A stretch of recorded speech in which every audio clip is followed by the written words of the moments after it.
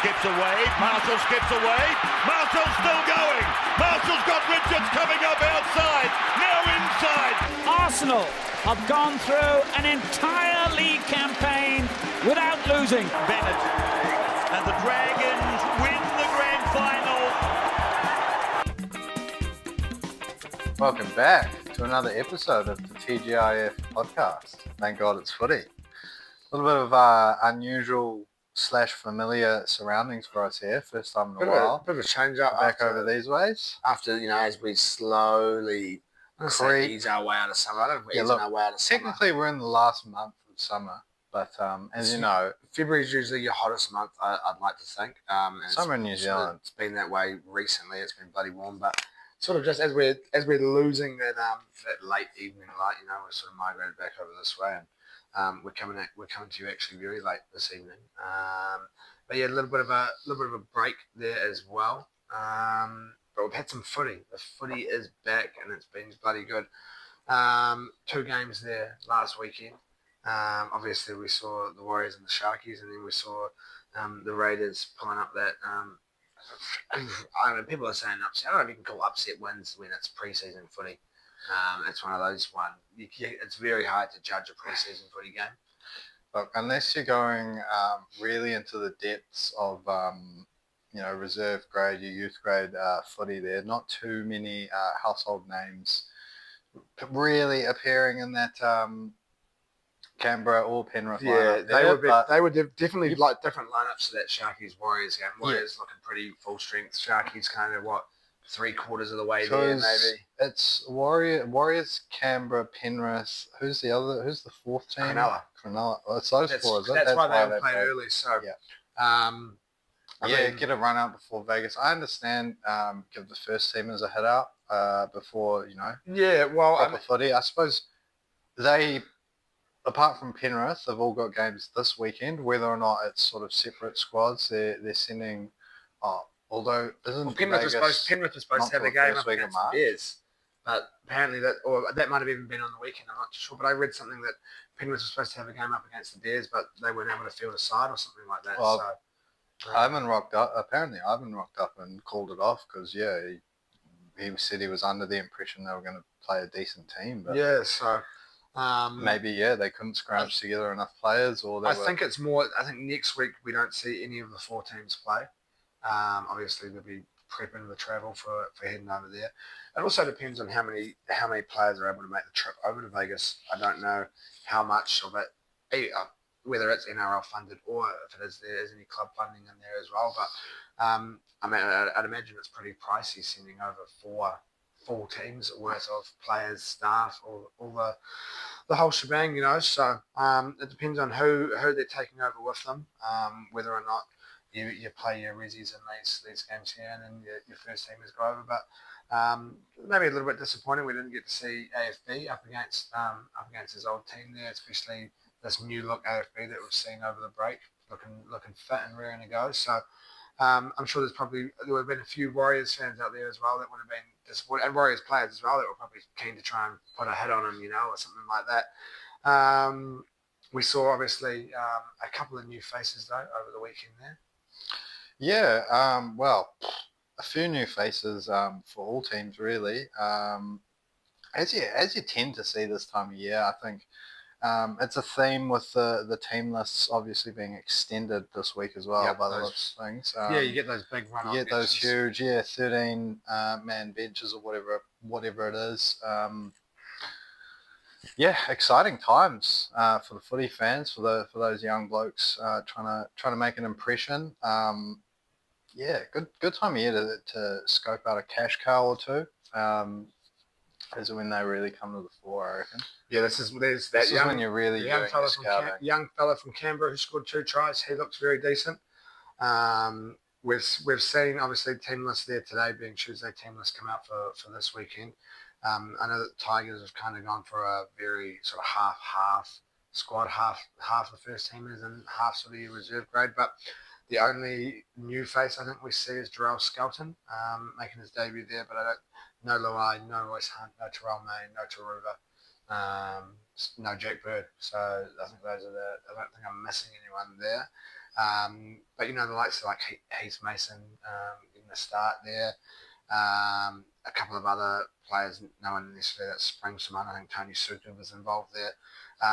But very similar sort of looking line up to what we would have seen when we went and watched them play against the Warriors. A lot of those second string players, but it's where we saw the birthing of players like Fanua Pole and things like that, So, a couple of years down the track, a couple of these players, Jet Cleary obviously making the run out there for the Warriors on the weekend. Yeah.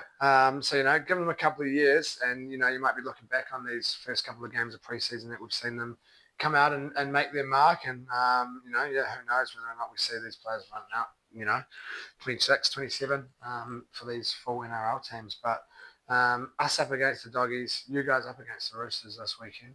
Yeah, we're going to have to wait all the way to late Sunday evening. Both Sunday. I think we're 7:30 or 9:30, I'm pretty sure. Hideous timing to see your first head out from the boys. But, yeah, 7:30 is all right, to be fair. 7:30 Sunday is not bad because I reckon I can be sort of ensuring that I'm eating pretty much bang on for 7:30. Yeah. For that start of the first half. I mean, for me, that's, that can be all of like 6 minutes, depending on what you're eating. But, I can be sort of half time getting myself ready for bed, jumping into bed and watching the end of the game, I don't know how much of the Dragons game I'll be watching. I'll probably tune in for a little bit of it just to get a bit of an idea of, where you're sitting. Have you named a few of those debutants? Have you got?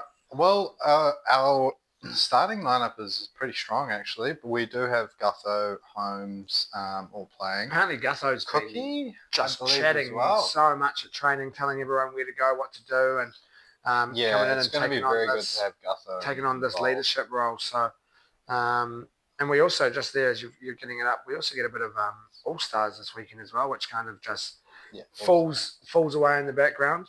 At this time, with your pre-seasons and things like that, I guess that's also possibly reasons why we're not seeing players named if they're involved in All-Stars. Yeah, no, All-Stars, definitely some star names to look out for there as well. There you go, Cookie's playing. Cookie, Val Holmes and Gutho all starting. It's a fairly strong first lineup. I think it's back there, the All-Stars lineup. Oh, there you go, it's just down there as well. Teamless. So that's what, Sunday or Saturday is that there? Saturday. That's Saturday night. You got Hammer up against the Ponga and the one. Oh. There's some pretty tasty looking matchups here. So there you go. Royce Hunt obviously involved in the Māori team there. I don't see any other Tigers players involved. I think the only other one was Ruben Porter, who I can't see there. It's probably in the he might be. Yeah, there you go. Ruben Porter. No one there for Brett Naden and Jaden Sullivan. I kind of forget that he's on our box still as well. So there you go, two in each for the Tigers. Yeah, no Dragons. No Dragons in either team. No Dragons. So I guess that's why you missed out on. Sloane's injured at the moment. He'd probably be finding his way, possibly. Yeah, maybe not actually. Maybe on the bench. Maybe. I haven't heard of. You're probably not running with 3 backs on the bench though. I've never heard of Nephi Pudu. I'm assuming he's got to be Māori as well as Indigenous with a name like that, with Phi in your name. Yeah, Pudu as well. Very Māori looking name. So I'm trying to give him a Google. I've never heard of him. Nephi Pudu. Cronulla. Sharkies. So came to it Penrith. Okay. I wouldn't have. So I wonder how he's been given the nod there. I mean, who do you look at there in the reserve? Anyone to also come in and play? I mean, to be fair, you've got a lot of those players in the backs that can probably play a little bit of everywhere. Jack Whiten can obviously play in the halves. You can mix it up a little bit, but good on the bloke. But I guess that's also comes into play when you're missing a few of those players in the preseason games and you've got a little bit of all-star footy. So does that take place then of a couple of your normal preseason games at that time, I'm assuming? Yeah, well, there's no... Thursday, Friday, nothing there. Oh, yeah, 2 games on the Saturday. Oh, that's a jam-packed Saturday. You got 4 games. 3:30, 5:30, 7:50, 10:10. It's a lady. Far out. It's a lady for an All-Stars game as well. But that is a decent amount, and I feel like, top of my head, we might have a little bit of cricket there. Possibly the Final? fourth ODI. Will it be? Because we play 4 games. Well, no, I think there's 4 games in the 20. South Africa play Pakistan, and then there's a final. Okay. Yeah. So maybe we not. I thought we played 4 games, and then. Nah. Well, we're obviously through to the final now. So Wednesday, that's not even this week. Yeah, no, it'll pop up in between. Okay. ODI is 2 of 4. So. But the third ODI is Pakistan Tri-Nation Series tomorrow, Yeah. Friday. Yeah, Friday. 10 p.m. So I thought it was going to work out there on the Saturday. Either way, though, chuck on that Women's All-Stars game, obviously in between there, that 7:50 kickoff. Yeah, we've got a few Dragons running out there in Yep. the Women's All-Stars, so yeah, not unrepresented. It's going to feel good, I think, finishing up around the golf there on Saturday, and knowing that you can park up and indulge in some footy for the next 8, 9, 10 hours, which will be bloody lovely. So a lot to look forward to there over the weekend. I think the main thing really that most teams want coming out of that 80 minutes is a half decent performance and 17 or however many players you play, fit players at the end of it. You don't want to be seeing injuries popping up and in your pre-season trials and things like that. Obviously, we've seen a few there last weekend. DWZ coming off early. Yeah, it came off early. I think they were sort of just keeping things on the precautionary side there by leaving him off for the rest of the game. I don't think it's anything that's going to be a major issue for him. RTS as well, obviously pulling out. Not involved there on the weekend. Just before kickoff, I believe, on the game day. So, yeah, also apparently nothing major there, but yeah. Not good for the Warriors if they're missing their 2 double barrels. They're both double barrel. They've both got a hyphen, don't they? Both hyphen. They're not singular names. So yeah, big names, double barrels. Worrying signs for the Warriors, I suppose. But by all reports, it's nothing major, as I said. But Campbell Graham, poor bloke, can't catch a break. Yeah, he's broken his hand. He's obviously been in the wars over the last few years, and broken hand, not what you're after there for Bunnies fans. Yeah, and then possibly looking like they might be missing Murray and Walker there to start the season, so we might see a little continuation of that poor form that we saw from them throughout stages there last year, and I think there'll be a lot of other teams that'll be pretty happy seeing a couple of big names missing there to start off. 100%. Aren't they also missing Trell off the back of his ban as well? I think he gets to face part of his ban. As All-Stars, his final game. It might be his final game. Because I think that's the case.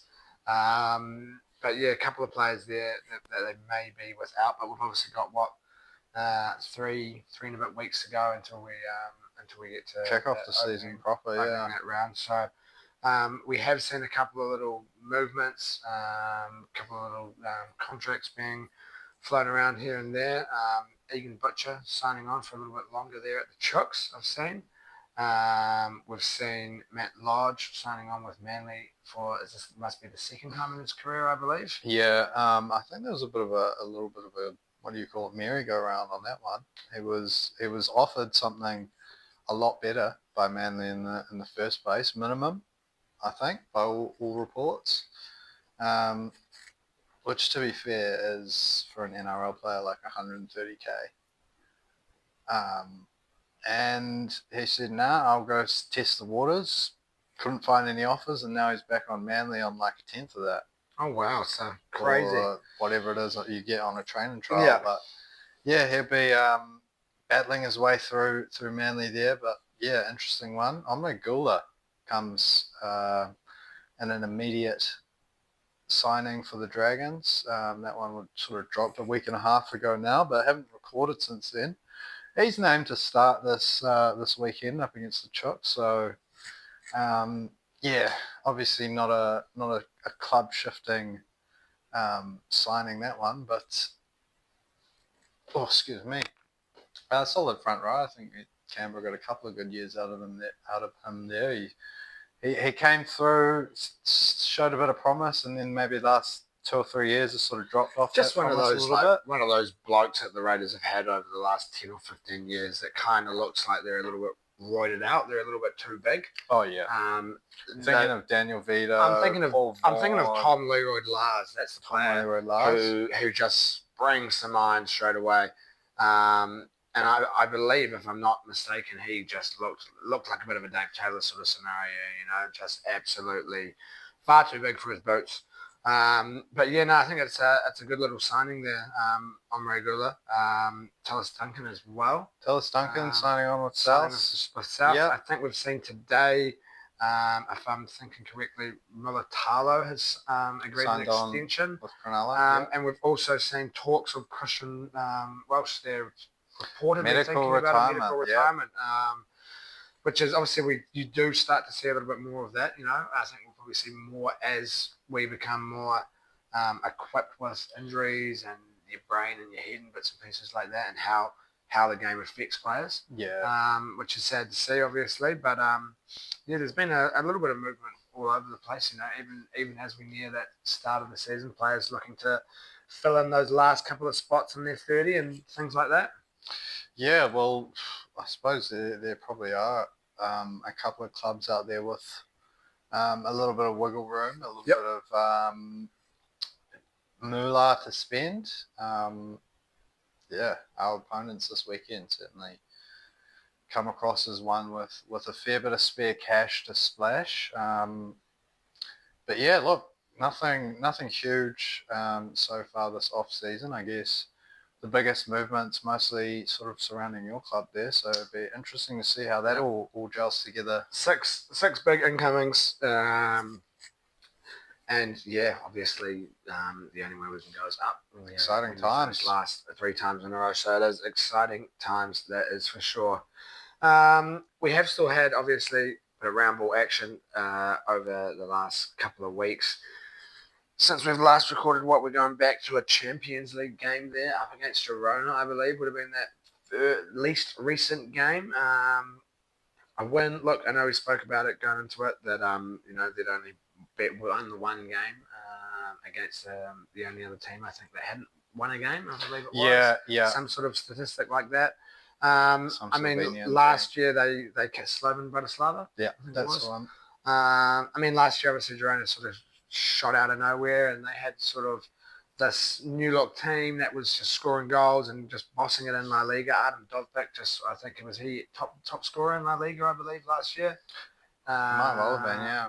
So, and then sort of, as you see sometimes with these teams that sort of come out of nowhere, get into Europe, and then the following year you lose your top 2 players, and then, you struggle to replace them, and then playing that extra, 8, 10, however many games it ends up being throughout a season can take the toll. But and on top of that, they've also got the whole drama around could they even fucking be in the Champions League with Man City being owned by the same owners and things like that. But not the best result really when you think about the way that they've sort of their campaign's gone. A 2-1 win. 3 points is 3 points. It's locked us in there. But you would be expecting probably a little bit more, I'd say. Yeah, no, I think for a neutral, it was maybe not the best quality game, but it was an exciting game. It didn't look like Arsenal sort of dominated at any stage there. It took a sort of late Wanyeri goal to nudge ourselves into the lead there. And had it not been for a couple of inches there on the VAR semi-automated replay,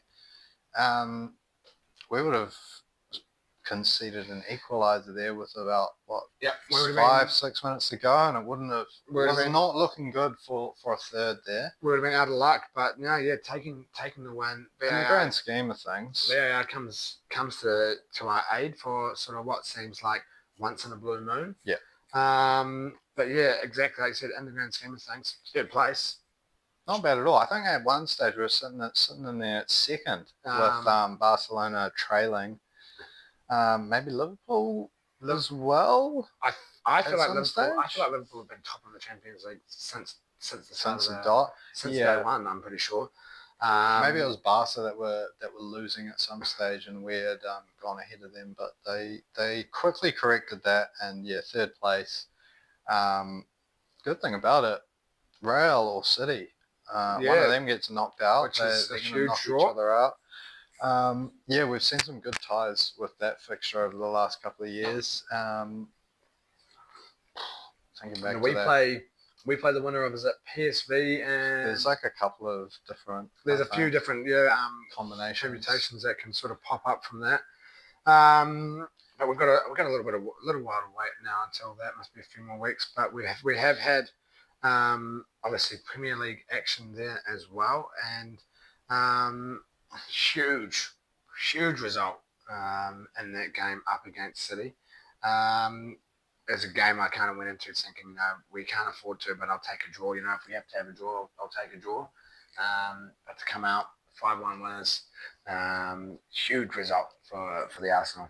Yeah, it was a huge result.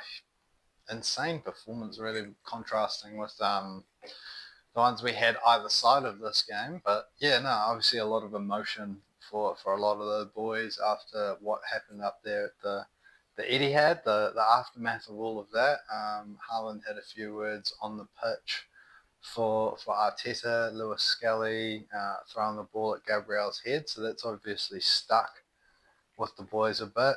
Clearly Gabriel was worked up. I think Lewis Skelly was a little bit cheeky, obviously not. I love it. Obviously not as in your face with as Gabriel was with that, and he had some humble words to say about Haaland after the game. But yeah, it was great to see for an Arsenal fan. I think it's bloody awesome. It shows you that he's got that sort of extra knack about him. I think he's got that little bit of arrogance, like Saka as well. He's a gooner. He loves the club, so I think it's awesome to see these young fellas coming through, following the likes of people like Saka and things like that. So. And we ended up getting to see another one of those young blokes in there. He scoring another beautiful goal in this one. Yeah, two in the space of probably like the only 3 or 4 days. I think the only goal really that was actually any decent in this one. The first 3 all came from mistakes from Man City. He's now. I think he's got 8 goals in the Premier League. Yeah, I was going to say he's 1-2 behind Wayne Rooney's tally by the time he was 18. Yeah, I think he'll definitely get there. So when did he turn 17?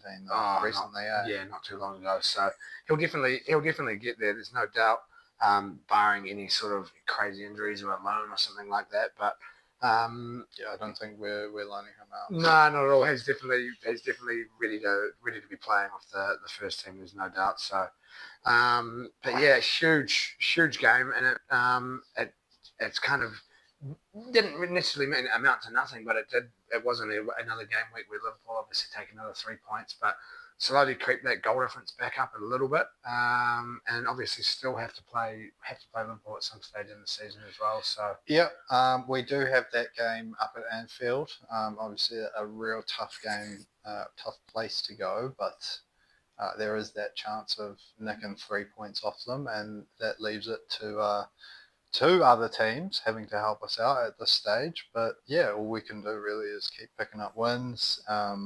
We've been on the similar run this time last season, so hopefully we can close out the season well, because a couple of days after that big win over City, 3 days maybe, we made a little trip up north, and things turned from sweet to sour, I suppose you'd say. Another 2-0 loss to Newcastle there, 4-0 aggregate. Yeah, very poor performance this one. I think we didn't offer anything really, I don't think, in this one. I don't know whether they would. Obviously, you probably would subconsciously almost give up 2-0 going into a team like Newcastle away from home, where you've picked up the odd win over the last couple of years, but they've strengthened as a side. They've got a world-class striker who,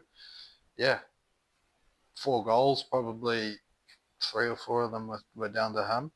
And the way he was playing, he was, world-class on the night in front of his home fans. So good on them, I guess. I suppose it lightened the mood the next day when we saw Liverpool absolutely spanking Tottenham as well. Good to see. I mean, it would have been. I probably would have preferred Spurs make the final and then lose the final. I think that'd be nice to see.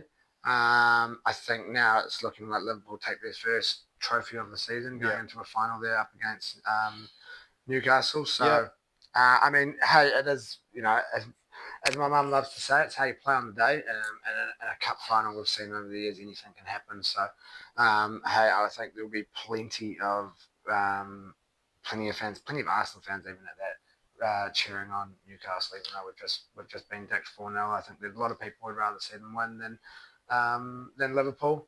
But then there's obviously also a lot of people that don't really have put too much emphasis on the Carabao.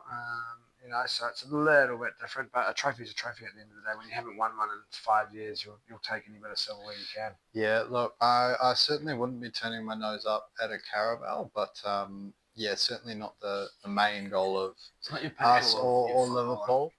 Newcastle, though, on the other hand, they'll be desperate to get their hands on a trophy for the first time in 60-odd years, I believe, there. So, yeah, second time in the last 3 years they've gone off to Wembley with the trophy on the line. So, yeah, it's going to be a tough one with Liverpool. But if Isak can have his day out, as you said, anything can happen. I also think of the big six, Liverpool's probably the club most Arsenal fans hate the least. You'd probably have to put Tottenham, Chelsea, United as your top three. Yeah, and City in recent years. Yeah, and then Liverpool. Yeah, I guess so. I guess mine would probably City be more of our rival over the last couple of years. I'd probably be United, Chelsea, Spurs. I'd say United is my most hated team. Yeah, well, probably because they've beaten the most. Warriors, United, Chelsea, Spurs. Can't get the Warriors involved in They that. They can come in wherever. I suppose if you're just talking most hated, if you're just talking most hated, I'd say there's probably I'd probably say the only three teams that I actually hate would be the Warriors, Chelsea, and Man United. I don't really hate Spurs because they've never really threatened us, and they've had a few cool players over the year. People like Jermaine Defoe. I love Jermaine Defoe. I think he's a great human. Easily my favourite of a Spurs player. They've had a few other sort of icon players, for the Premier League throughout the years. People like a Roman Pavlyuchenko or a Nico Kranjčar. They burst, obviously, well, they burst, but Gareth Bale coming through the ranks there at Tottenham. And then, funny players like Benoit Saracano out there making a killing and not even enjoying what he's doing. So, and they're good to have in the league. They're good to laugh about and things like that, and it's one of those things you never have to worry about them winning a trophy because it's never happened and it probably never will. So yeah, long may that last. Exactly. Now, we obviously had a break there over the weekend with no FA Cup footy, but we are up there this weekend, must be Sunday. Up against Leicester away at the King Power. One of those weird, tricky seasons, I think, for Leicester. Coming back up, Jamie Vardy now at sort of the ending of his football career, still banging in the goals, but definitely not that player that he was. Yeah, particularly when you're a player like Vardy. When did they win the league? 2016-17 was it, or 15-16? So you're going back nearly 10 years. So it's a very different looking Leicester. And he wasn't a spring chicken then either. Nah, not at all. So I think he must be 35, 36 now. They're in a bit of a dip in form, obviously, at the moment. They've had 4 losses and a win against Spurs, so really. Exactly. How much does that really count for, especially at the moment? The way that Tottenham are going. So. Well, yeah, Tottenham were in the middle of 5 straight losses, and then they came across Leicester. Can't really say too much. Ange didn't really seem to have a very big grip of things. So, however much you look into that, they gave us a tough game though. Obviously, it is quite different being there in person. But yeah, I don't know about you watching that one, the return game earlier this year, especially that first half going 2-0 up. Yep. Were they? Yeah, I think you're right. They were really good, man. And that James Justin finish was yeah, that's right. It was. Crazy. They did go 2-0 up. I mean, obviously back in the day, Vardy used to love scoring against Arsenal, and he's the reason, I guess, why we never won the title that year. Well, not the reason, obviously we bottled it, but that's a completely different story.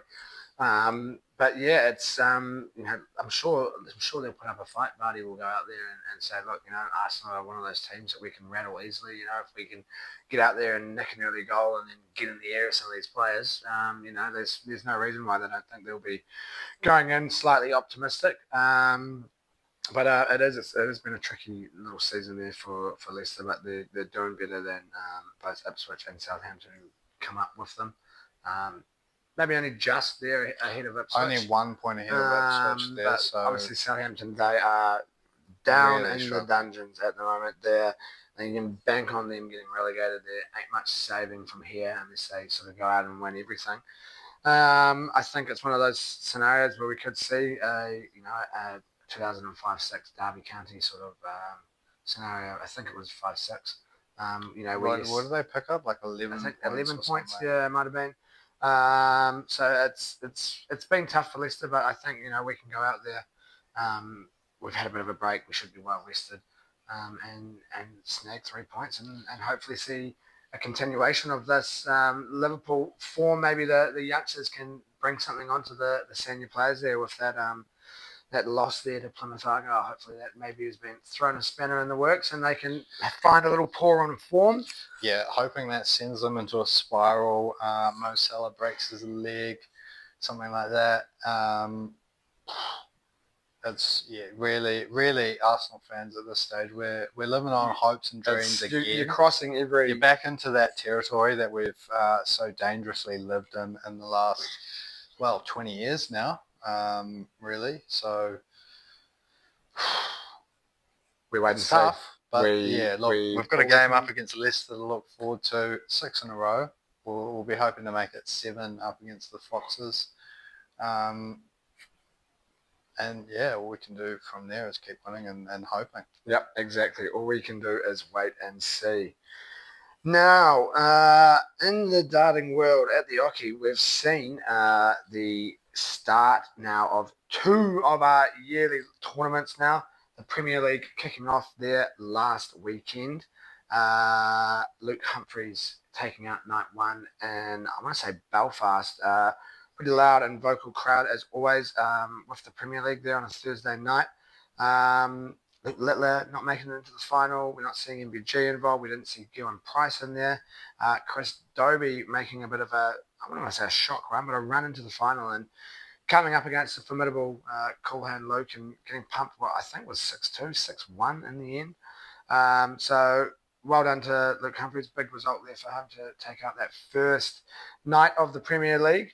And we also saw last night the kickoff of the Players' Championships. Obviously, that's where Hopes is out there trying to win some money towards retaining that tour card. Now, we managed to get a good first round win there. I can't remember who he was playing against. And then coming up against previous World Cup runners-up, I believe, Austria were at one stage, Mincer Suljovic. I think he lost 6-5 there in the end, round of 64. So a little bit of money added onto the order of merit. For Hopes, he'll be going again tonight. I'm not too sure if...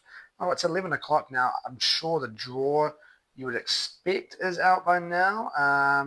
He is going up. There we go. That looks like something there. 8 comments on his most recent post. Maybe not just yet. No, nothing. Oh, that looks like... Maybe it's not on tonight. Maybe there is no Players' Championship 2. Usually it's the old double banger, but possibly the first one it is just the one night, sorry. But one of the players that I sort of picked there a couple of weeks ago, I thought Luke Littler, Luke Humphries and Rob Cross, they're the 3 to watch this year. Rob Cross taking the win there last night.